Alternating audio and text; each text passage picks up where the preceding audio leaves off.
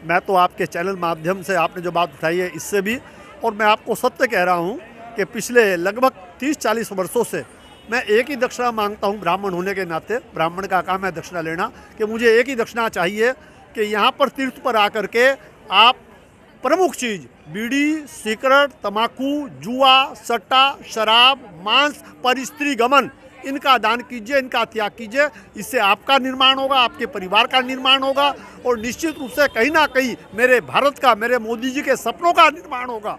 आप इन चीज़ का त्याग कीजिए। मैं आपके चैनल के माध्यम से भी यही दक्षिणा मांगता हूँ।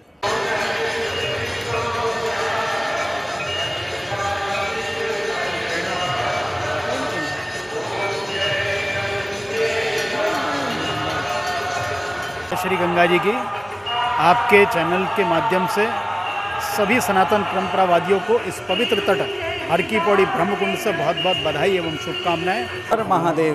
प्रिय बंधु, मैं आपका अपना उज्जवल सेरा गाँव। चलिए मैं पहुंचा हूँ जिस तरीके से जो परमात्मा का द्वार, जिस तरीके से जो हमारी अध्यात्म नगरी है, इस तरीके से कहा जाता है परमात्मा का जो पहला द्वार है वो कौन सा द्वार है? हमारा हरिद्वार, हरि का द्वार।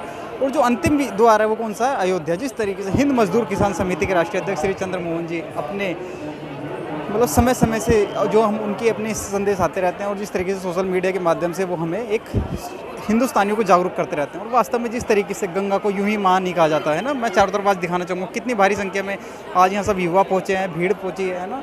और जिस तरीके से लोगों की आस्था है ना, मानो तो मैं गंगा माँ हूँ, ना तो बहता पानी हूँ, है ना। और वास्तव में हमें भी इस संस्कृति को बरकरार रखना होगा। तरीके से आपने एक मतलब मैं कहूँगा एक जैसे हमारा ये बहता पानी है जो लोगों का कहना है, उसका एक अद्भुत दृश्य ये भी है कि अगर हम जो नॉर्मल वाटर है उसे हम बोतल में रखते हैं तो कहीं ना कहीं उसको ख़राब हो सकता है, लेकिन जो गंगा जल है उसे आप कई साल तक, इसे तो साइंटिस्ट भी प्रयोग कर चुके हैं, ये ख़राब नहीं होता। बहुत अच्छी बात की, बहुत अच्छा सवाल है, बहुत अच्छा मेरे मन का सवाल आपने पूछा।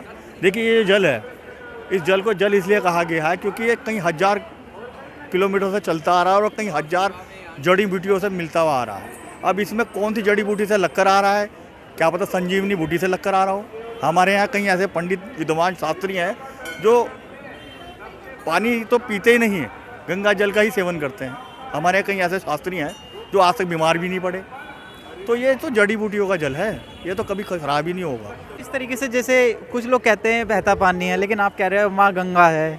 क्या कहना चाहोगे, माँ गंगा है या बहता पानी? सचमुच गंगा है। वैज्ञानिक दृष्टि से हम यही बात कहेंगे कि उज्जैन में जब कुंभ मेला था तब 313 देश के वैज्ञानिक इकट्ठे हुए थे। उन्होंने पर्यावरण के बारे में जब मीटिंग की तो यही तय हुआ कि पूरी धरती पर 1.5% ये पानी पीने लायक है, इसमें हमारी गंगा माँ है। आज मेरे बीच में जो हमारी गंगा सभा समिति है जो ये रजिस्टर्ड है, उसके आज जो हमारे अध्यक्ष हैं, जो हमारे झा जी हैं आज हमारे बीच में हैं, थोड़ा हम इसे जानने का प्रयास करेंगे आज किस तरीके की लोगों में यहाँ आस्था है। और आज ये आकर्षण का मैं कहूँगा जिस तरीके चाहे हमारे फॉरेनर्स हों, चाहे हमारे हिंदुस्तानी हों, चाहे हमारे देश विदेशी जो लोगों का वो जमावड़ा वो प्रतिदिन यहाँ भीड़ के रूप में हमें देखने के लिए मिलता है। अध्यक्ष जी, पहले तो आपका सबसे हार्दिक स्वागत है। धन्यवाद आपका भी और आपके चैनल का। इस माध्यम से आज आपने मेरा ये 2 शब्दों का व्यक्तित्व लेने का ध्येय है। निश्चित रूप से आपके चैनल को और आपको दोनों को स्वागत, अभिनंदन। अध्यक्ष जी, जिस तरीके से जो हर की पौड़ी है वो आज पूरे विश्व में मतलब मैं कहूँगा एक तरीके से विश्व प्रख्यात है, मतलब फेमस है ना। ऐसा क्या है जिस तरीके से जो हर की पौड़ी है हरिद्वार में, है ना, जो पूरे विश्व के लोग आज यहाँ मत्था टेकने के लिए आते हैं या यहाँ गंगा स्नान करने के लिए आते हैं? देखिए, वैसे तो ये आध्यात्म का विषय है और ये करोड़ों लाखों अरबों सालों से निश्चित रूप से इस स्थल पर हम खड़े हैं, एक स्वयं में प्रमाणित विख्यात स्थल है। किंतु आपने जो इस स्थल के वास्तव की जानकारी चाहिए, मैं आपको बताता हूँ। परमात्मा के हमारे शास्त्रों में 2 स्वरूप माने गए हैं, एक साकार और दूसरा निराकार। साकार रूप में तो मूर्ति की पूजा करते हैं, ये भगवान शिव जी का शिवलिंग है, ये भगवान राम जी की मूर्ति है, दुर्गा माता की मूर्ति है। परंतु निराकारम अक्सर महसूस को कहते हैं, परमात्मा को महसूस किया जाता है। दिस इज 100% रॉन्ग, ये गलत है। एक्चुअल में निराकार जो है वो शास्त्रोक्त नीर नाम जो है वो जल का है। नीर आकार, लिक्विड ऑफ फॉर्म, परमात्मा का वाटर रूप, जल रूप, हमारे शास्त्रों में भी बताया गया, ब्रह्म द्रव्येति विख्याते, ब्रह्म का ज्ञान ही केवल द्रव्य से हुआ है। महत्वपूर्ण बात है, क्योंकि हमारे यहाँ सारी जितनी भी नदियाँ हैं, सब माताएं हैं, सब वंदनीय नमस्करणीय हैं। चाहे जमुना जी है, कावेरी जी है, शिप्रा जी हैं, गोमती जी हैं, इत्यादि जो भी हमारी नदियाँ हैं सभी नमस्करणीय वंदनीय हैं।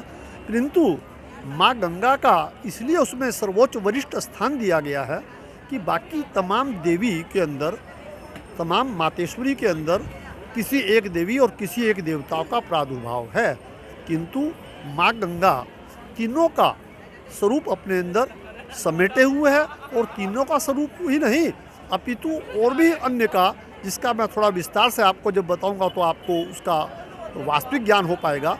कि हमारे यहाँ परमात्मा के 3 प्रमुख रूप माने जाते हैं, ब्रह्मा, विष्णु और शिव। आप जो ऊपर पर्वतमाला सामने देख रहे हैं, इस हिमाचल पर्वत पर भगवान बद्री विशाल जी के रूप में भगवान विष्णु जी स्वयं विराजते हैं और उनके चरणों से ये अलकनंदा रूप से मातेश्वरी का द्रव्य आ रहा है। और दूसरा जो स्वरूप है केदारनाथ जी, जहाँ पर ये मंदाकिनी रूप से विराजती हैं, वहाँ से भगवान शिव की जटाओं से आती हैं। और तीसरा धाम गंगोत्री, जहाँ से भागीरथी रूप से आ रही है और मध्य भाग बीच के कमंडल से आ रही है। और इस स्थल का जो पूरा परिचय तभी हो पाता है जब इसके तीनों रूप मिलते हैं, क्योंकि उन तीनों के नाम पर ही इस स्थल का नाम विख्यात है। इसको हम भगवान बद्री विशाल जी अर्थात भगवान हरि के नाम पर हरिद्वार नाम से पुकारते हैं। और दूसरा नाम जो आपको मंदाकिनी बताया गया शिव जी का, उसके नाम से इस स्थल को आप हर की पौड़ी अर्थात भगवान शिव के चरण मानते हैं। और तीसरा धाम जो गंगोत्री, मैंने बीच में अभी रह गई थी बात बताया, उस स्थान को आप जहाँ पर आपने आरती अभी देखी है उसको ब्रह्मकुंड के नाम से पुकारते हैं। इस स्थल के 3 नाम हैं, भगवान विष्णु के नाम पर हरिद्वार, भगवान शिव के नाम पर हर की पैड़ी, भगवान ब्रह्मा के नाम पर ब्रह्मकुंड। और ये क्रम यही नहीं ठहरता, ये जो दूसरा इसका संगम होता है प्रयागराज में जा कर के, वहाँ से चौथा धाम रह जाता है जमुना मैया, वो भी सब इसमें समाते। जब काशी पहुँचती हैं तो काशी में गंगा ही होती हैं और शेष नदियों का जल भी अपने अंदर लेकर के जब सागर में जाके बंगाल में खाड़ी में समाते हैं, उसका भी नाम गंगा सागर हो जाता है। इसलिए इस जल का नाम है निराकार, परमात्मा का निराकार स्वरूप। बाकी सब स्वरूप जो हैं वो एक देवी देवताओं से हैं। इसमें सारे संसार के जो 3 देव माने गए हैं, अंग्रेजी का भी शब्द है God, G for generator for Brahma, O for operator for Vishnu, D for destroyer for Shiva. तो तीनों का अपने अंदर अलंकृत करते हुए एकमात्र संसार की यही देवी हैं जो अपने अंदर उनको समाती हैं और उसी से माँ गंगा का पूर्ण स्वरूप बनता है।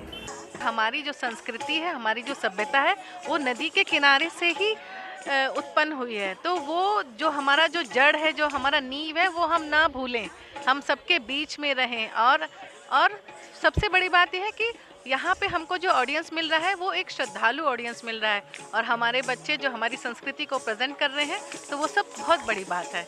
और मैं चाहती हूँ कि हमारे बच्चे और मेरी संस्था अब्स्ट्रैक्ट डिवाइन डांस ऐसे ही काम करते रहे और आप लोगों का सब काम हमें आशीर्वाद और प्रोत्साहन मिलता रहे। धन्यवाद।